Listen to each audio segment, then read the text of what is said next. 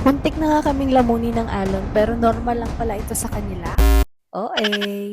Hi guys! Welcome to our day to the nap here at Subic Hotdog Sorsogon. Panibagong araw, panibagong buhay!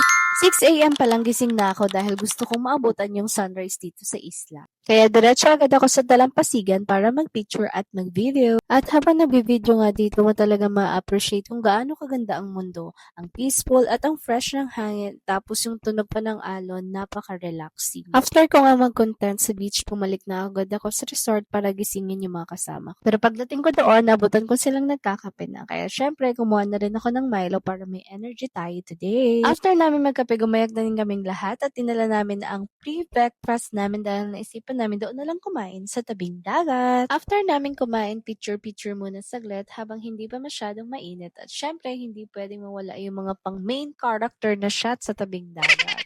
After naming mag-picture taking, nag-start na kaming mag-swimming at talagang in-enjoy na namin ang oras kasi alas 10 ng umaga ay susunduin na kami ng aming boat service. Pagkatapos naming mag-swimming, naligo na kami at nagbihis. Habang hinahanda ang inayos ko na rin ang aming mga gamit para pagdating ng service namin ay madali na lang itong bitbitin.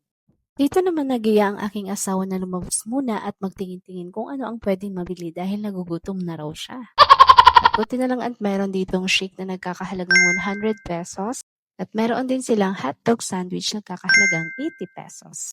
At kung naghahanap din kayo ng mga beach accessories, meron din silang tinitinda dito kagaya ng necklace, earrings, t-shirt na may tatak Subic at iba't iba pa na magagamit nyo for swim. Bandang alas 11 na nga nung dumating ang aming boat service, kaya naman isa-isa na kaming sumakay sa bangka, dala-dala ang aming mga gamit at masasayang alaala mula sa naging beach trip na ito. Sa kabuuan, masasabi naming sulit at napakaganda ng naging experience namin dito sa Subic Beach. Kaya naman kung naghahanap kayo ng magandang beach getaway at budget-friendly at worth it puntahan, maire-recommend talaga namin ang Subic Beach sa Matnog, Sorsogon. Kaya naman maraming salamat Subic, hanggang sa muli!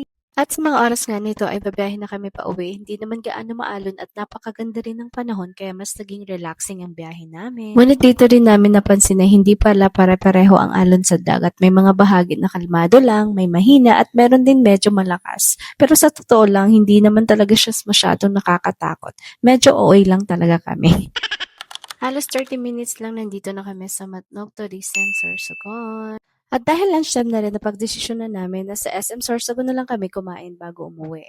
Pagdating namin doon, hinanap agad namin ang Mang Inasal. Pero wala palang Mang Inasal dito sa SM Sorsogon. Kaya ang ending, nag-take out na lang kami sa Jollibee since maraming tao at wala na kaming maupuan. Since gutom na nga ang lahat, dito na lang kami kumain sa sasakyan. Talagang literal na kumain sa labas. Pagkatapos namin kumain, dumaan naman kami dito sa Sorsogon Sports Complex para mag-picture taking saglit bago umuwi. May nadaanan din kaming mga nagtitinda ng seafood kaya bumili na rin ang mga kasama ko para may uwing pasalubong. After ng ilang oras na biyahe, nakarating na rin kami at thank you Lord dahil safe na kaming nakauwi. Siguro dito ko na lang tatapusin ang aking mini vlog. Thank you for watching.